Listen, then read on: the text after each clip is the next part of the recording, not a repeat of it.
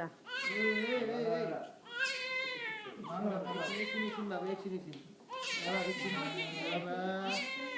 बाबा olive oil ल्याएन होइन हामीले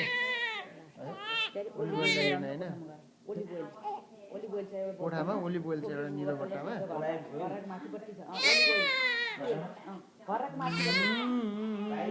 नानीको त्यो सुत्ने ठाउँभन्दा उतापट्टि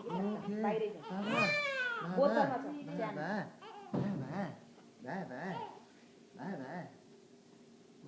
नलगाउनु त्यसलाई ओलिभ ओइल कसरी नलगाउनु त नि जाडो भइसक्यो बिचरालाई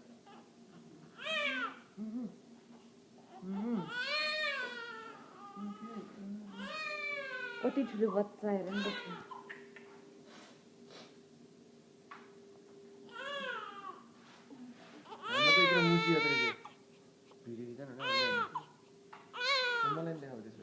देखिरहेको त